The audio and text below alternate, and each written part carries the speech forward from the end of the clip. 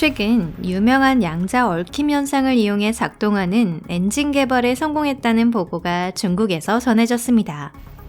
양자 얽힘에 대해서는 아직 대부분이 밝혀지지 않았지만 이미 이 현상을 활용해 유용한 에너지를 만들어낼 수 있다는 주장이 있습니다. 여러분 안녕하세요. 과연 그것이 사실일까요? 중국 측의 이 노하우는 과연 확실한 것이며 실용화가 가능할까요? 그리고 우리는 정말 새로운 기술 혁신의 문턱에 서 있는 것일까요? 여러분, 여기는 토픽입니다. 지금부터 모든 것을 검증해 보겠습니다. 그럼 시작할게요.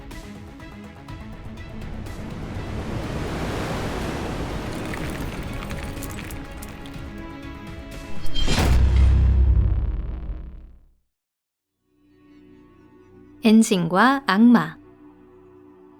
인류는 다양한 기계를 작동하기 위해 역사 대부분의 기간 동안 인간이나 동물의 근력을 사용하는 데 만족해왔습니다.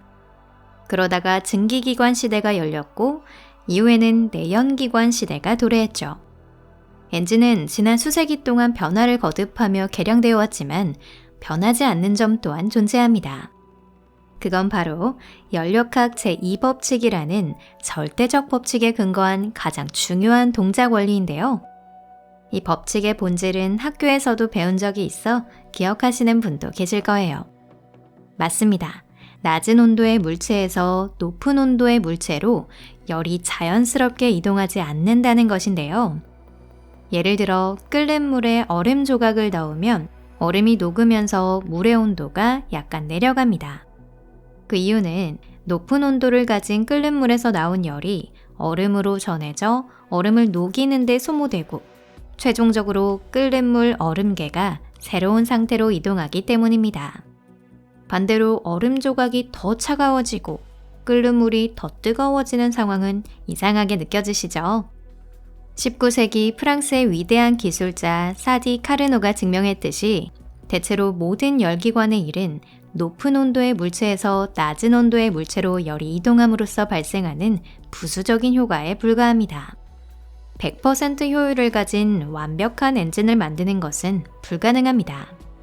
그건 연력학 제2법칙에 위배되기 때문이고 결국 따뜻한 물체가 차가운 물체를 데우기 위해 소비하는 에너지를 전부 빼앗아버리는 꼴이 되기 때문입니다.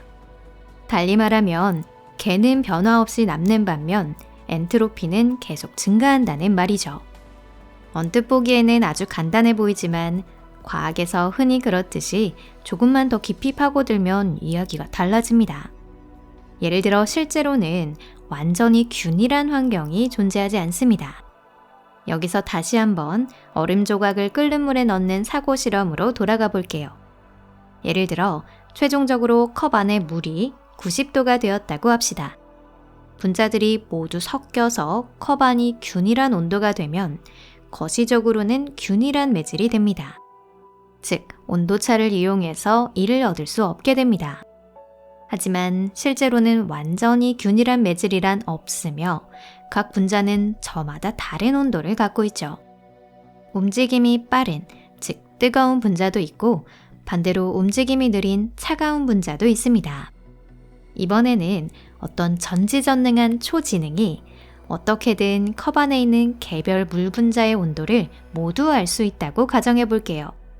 그러면 그 초지능은 엔트로피를 역행시킬 수 있게 됩니다. 즉, 컵의 절반에는 고온 분자들을, 나머지 절반에는 저온 분자들을 모을 수 있다는 거죠. 연력학적인 관점에서 보면 온도차가 생김으로써 다시 열기관을 구동할 수 있게 됩니다. 왜냐하면 물리학적 일이나 그 밖에 유용한 일을 얻으려면 고온 영역에서 저온 영역으로의 열 이동이 필요하기 때문이죠.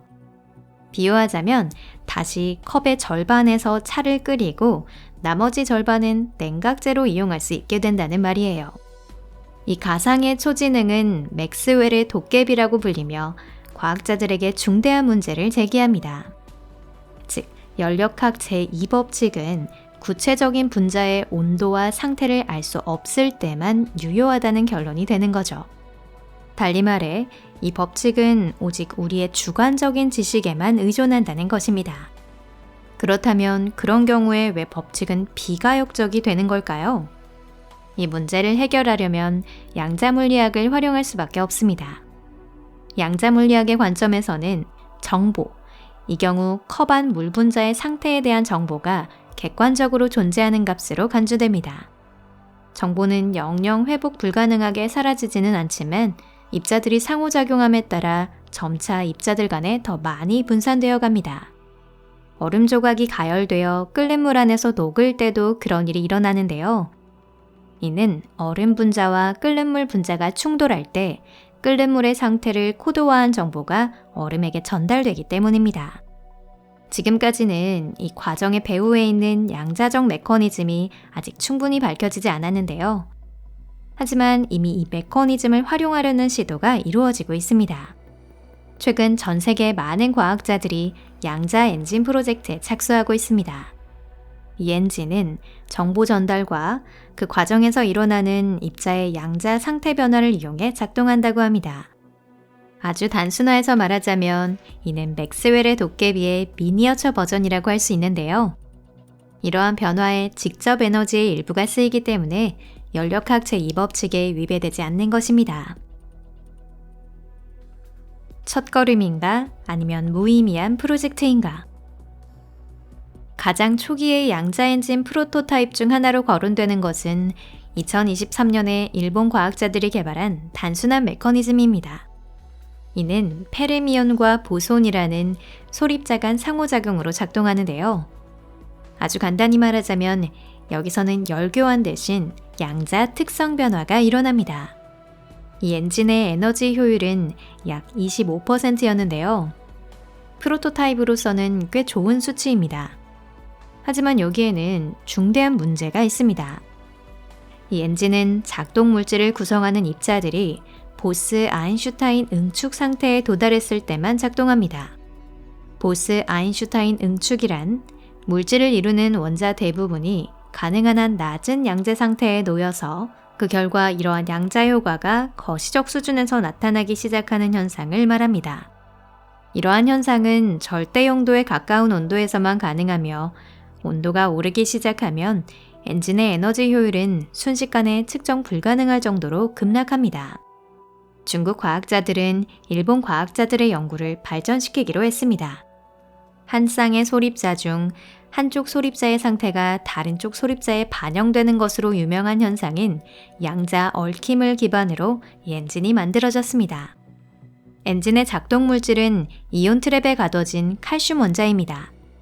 먼저 칼슘 원자를 레이저로 가열합니다. 이 원자들은 광자를 흡수하는 과정에서 팽창했다가 이후 얽힘을 일으켜 결합한 뒤 다시 수축합니다. 여기서 흥미로운 점은 대략적으로 말해 열이 아니라 상태의 차이가 활용된다는 것입니다. 게다가 양자 얽힘이 양자 엔진의 기계적 성능을 향상시키는 것으로 입증되었습니다. 하지만 이를 혁명이라 말할 수 있을까요? 유감스럽게도 아직은 아닙니다. 일본의 시제품과 마찬가지로 중국 과학자들의 제작물 역시 어느 정도는 절대 영도에 가까운 온도에서만 효율적으로 작동합니다. 그 때문에 실험실과 다른 조건에서는 전혀 쓸모가 없죠. 지구상에서 가능한 한 낮은 온도, 예를 들어 남극대륙 중심부에서 섭씨 영하 100도의 환경이라 해도 이 엔진은 작동하지 않을 거예요. 더군다나 우주 공간조차 온도가 너무 높아서 작동하지 않을 겁니다. 절대 영도보다 2, 3도나 더 높기 때문이죠. 물론 순전히 이론적으로는 현장에서 이 엔진을 보호할 만한 적절한 단열 용기를 구상해 볼 수도 있지만 아마 작은 나라의 국민에게 각각 자동차 한 대씩을 사주는 것이 더 저렴할 정도의 비용이 들 것입니다. 결국 우리가 익숙하게 사용해온 내연기관이나 전기 엔진은 당분간 사라지지 않을 겁니다. 아마도 양자 엔진은 양자 컴퓨터에 응용될 가능성이 있지만 이 기적의 기계는 아직 일상생활에 쓰이지 않고 있고요. 앞으로 10년에서 20년간은 사용되지 않을 것으로 보입니다. 계산 능력이 낮아서 응용 문제에 매우 부적합하고 이를 해결하려면 애초에 무엇을 해야 하는지도 아직 잘 모른답니다. 모든 것이 하이젠베르크의 불확정성 원리 같은 양자 물리학의 기본 법칙에 닿아 있기 때문이죠. 하지만 이건 또 다른 영상에서 다뤄야 할 주제입니다. 여러분도 부정확한 대중과학 작가들의 값싼 과장 기사에 속지 않도록 주의하세요. 그렇다고는 하지만 이러한 실험을 시간과 자원의 낭비라고 극단적으로 치부할 필요도 없습니다. 양자 물리학의 놀라운 세계는 새로운 아인슈타인의 등장을 기다리고 있습니다. 아직 연구는 시작 단계에 불과하고요. 이런 사소해 보이는 한 걸음조차 과학을 진보시키는 원동력이 됩니다. 게다가 앞으로 100년 혹은 더 이른 시기에 양자 법칙을 규명하여 문제를 피할 방법을 찾게 될지도 모르죠. 그렇게 된다면 양자 엔진도 일상생활에서 쓰이게 될 것입니다. 옛날 인류 과학자들이 가능성을 뒷받침했음에도 공기보다 무거운 비행기를 실현 가능성이 낮은 공상에 불과하다고 여겼다는 사실을 떠올려 보세요. 여기서도 똑같은 일이 일어나리라고 믿고 싶네요. 이 영상이 재미있으셨다면 좋아요를 눌러주시고 SNS에 공유해주세요. 여러분 잘 부탁드립니다. 그럼 다시 만날 때까지 안녕히 계세요.